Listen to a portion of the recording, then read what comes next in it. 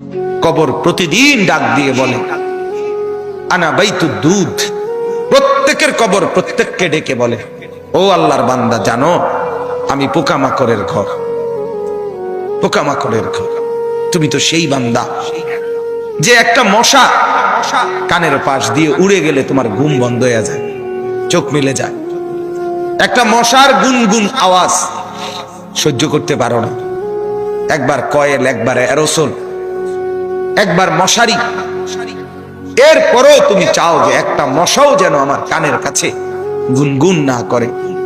তো 5 ঘন্টার ঘুমের জন্য, 6 ঘন্টার ঘুমের জন্য বান্দা এই যত্ন নিলা, অনন্তকাল কিংবা বছরের পর বছর কবরের যে ঘুম দিবা, পড়ে থাকবা সেই ঘরে, পোকা মাকড়ের ঘর, সেই ঘরে তুমি ঘুমাইবা কেমনে, থাকবা? আমার বাপ, আমি থাকবো কিভাবে? আমি থাকবো কিভাবে বলে? ভাবেন, আমিও ভাবি, আপনিও ভাবেন। ওসিকুম ওয়া ইয়া, আপনাকেও বলছি, আমাকেও বলছি। এই এখন ঘরে গেলে আমরা সবাই ল্যাপ আর কম্বলের নিচেই তো শুয়ে যাব বাপ। কিন্তু একবার ভাবেন তো, যার মা কবরে, মার কবরে ল্যাপ কম্বল আছে কিনা? যার বাপ কবরে আছে এই মুহূর্তে, বাপ আপনি ভাবেন তো। আমার এক পরিচিত মানুষ একতলা বাড়ি করছে ঢাকা, 4.5 কোটি টাকা খরচ করে, শুধু একতলার মধ্যে খরচ করছে। কিছুদিন আগে ইন্তেকাল করছে। ছেলেরা, তার গ্রামে জানাজা হবে পরের দিন দুপুরে। সন্তানরা ওই শেষ রাতটা হাসপাতাল থেকে লাশটা বাড়িতে আনে নাই, ওই 4.5 কোটি টাকার বিল্ডিং এ রাখে নাই, হাসপাতালেই রেখে দিছে। পরের দিন ওইখান থেকে অ্যাম্বুলেন্সে করে এরপরে গ্রামের বাড়িতে নিয়ে দাফন কাফন করে দিছে। এখন এটা তো করোনার কালে নাই, এখন ইদানিং 10-15-20 দিন আগের কথা। কি সাজাইলেন, কার জন্য সাজাইলেন, কি বুঝলেন, কি ভাবলেন? আপনি ভাবেন। এজন্য কবর প্রতিদিন বলে, বান্দা তুমি কেমনে থাকবা? অগণিত পোকা মাকড়, অগণিত পোকা মাকড় তোমাকে ঘিরে ধরবে, কেমনে থাকবে? কবর বলে আনা বাইতুল ওয়াহদা, আমি একাকী ঘর, একাকী ঘর। ও আল্লাহর বান্দা, আমি একাকী, ডানে বামে কাউকে পাবা না। পৃথিবীর সবচেয়ে বড় যন্ত্রণার নাম হলো একাকিত্বের যন্ত্রণা, একাকিত্ব। পৃথিবীর সব সম্পদ যদি কারো ঘরে থাকে, সুখের উপকরণ থাকে, কিন্তু স্ত্রী নাই, ছেলে মেয়ে নাই, আপনজন কেউ নাই, ওই ব্যক্তি একাকিত্বের যন্ত্রণার সামনে গোটা পৃথিবীটার সব উপকরণ তার সামনে তুচ্ছ। আল্লাহ তাআলা বলতেছেন, ইরশাদ করছেন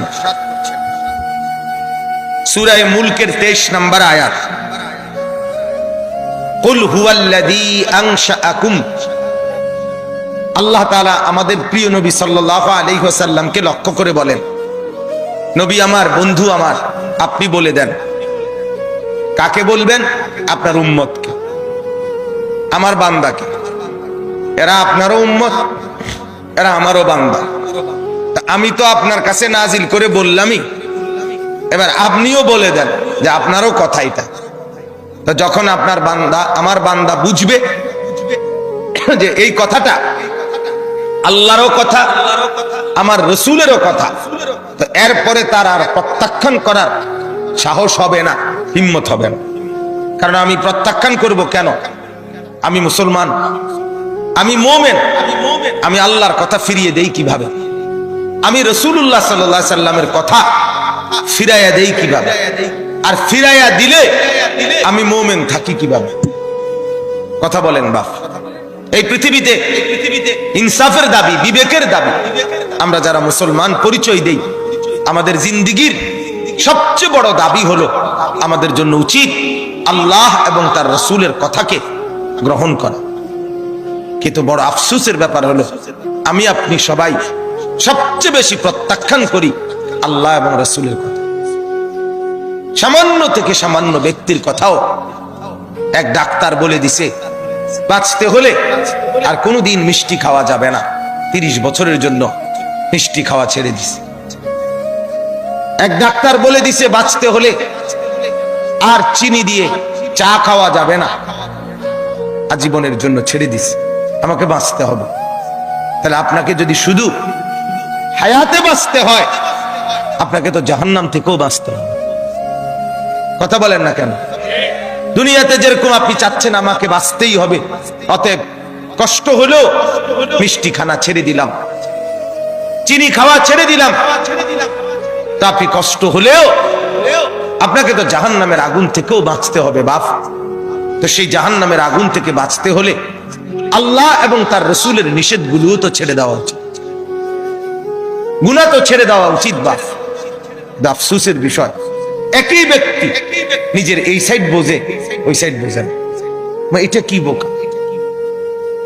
এটা তো বোকা ছাড়া আর কিছু না বাপ। আল্লাহ তাআলা বলেন, বান্দা তোমরা তো ভালোই বুঝেছ দুনিয়ার জীবনের উপরের অংশ, কিন্তু তোমরা ভুলে তো গেছো তোমাদের আখিরাত। আখিরাত আমি বলি অনেক সময় উদাহরণ দিয়ে, এই যে এই কাগজটা 4 কালারের, এটার এই পৃষ্ঠাটার মধ্যে দেখেন তো অনেক ডিজাইন করছে, অনেক ডিজাইন, 4 কালারের ডিজাইন, চমৎকার করে এই পিঠ সাজাইছে।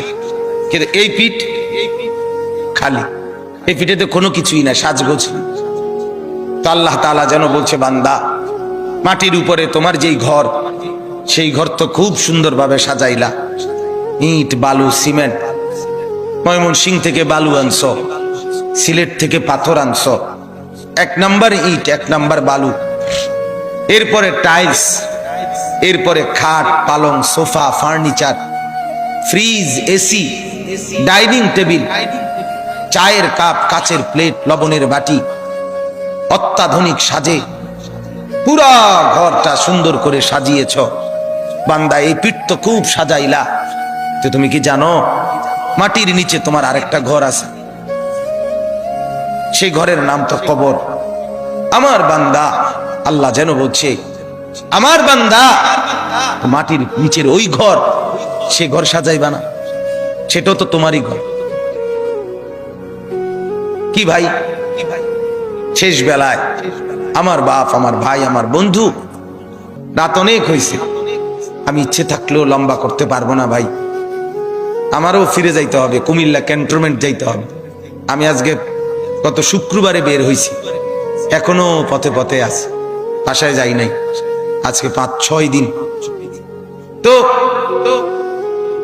আমি বলতে চাচ্ছি আপনাকে এই কথা, মাটির নিচের ওই ঘর, সেটা আপনারই ঘর, সেটা আমারই ঘর বাপ। সে ঘর সাজাবেন না। সে ঘরে এভাবে ভুলে গেলেন, এভাবে ভুলে গেলেন। তো এই জন্য বলি, এটা যেন এমন মাটির উপরের এই ঘর যদি খাট পালং আর সোফা দিয়ে সাজে, আল্লাহর কসম মাটির নিচের আপনারই ওই ঘর সাজতে হলে জিকির আর তাসবিহ তেলাওয়াত লাগবে।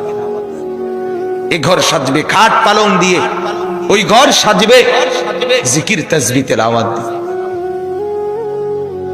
আল্লাহ তাআলার গোলামি দিয়ে। প্রতিটা সেজদা ওই ঘর সাজিয়ে দেবে, প্রতিটা জিকির ওই ঘর সাজিয়ে দেবে, প্রত্যেকটা বন্দেগী আপনার কবরের ঘর সাজিয়ে দেবে। কবর প্রতিদিন ডাক দিয়ে বলে, আনা বাইতুদ দুধ। প্রত্যেকের কবর প্রত্যেককে ডেকে বলে, ও আল্লাহর বান্দা জানো আমি পোকামাকড়ের ঘর, পোকামাকড়ের ঘর। তুমি তো সেই বান্দা যে একটা মশা কানের পাশ দিয়ে উড়ে গেলে তোমার ঘুম বন্ধ হয়ে যায়, চোখ মিলে যায়। একটা মশার গুনগুন আওয়াজ সহ্য করতে পারো না, একবার কয়েল, একবার অ্যারোসোল, একবার মশারি, এরপরেও তুমি চাও যে একটা মশাও যেন আমার কানের কাছে গুনগুন না করে। তো 5 ঘন্টার ঘুমের জন্য, 6 ঘন্টার ঘুমের জন্য বান্দা এই যত্ন নিলা, অনন্তকাল কিংবা বছরের পর বছর কবরের যে ঘুম দিবা, পড়ে থাকবা সেই ঘরে পোকা মাকড়ের ঘর, সেই ঘরে তুমি ঘুমাইবা কেমনে, থাকবা কি? আমার বাপ, আমি থাকবো কিভাবে? আমি থাকবো কিভাবে বলে? ভাবেন, আমিও ভাবি, আপনিও ভাবেন। ওসিকুম ওয়া ইয়া, আপনাকেও বলছি, আমাকেও বলছি। এই এখন ঘরে গেলে আমরা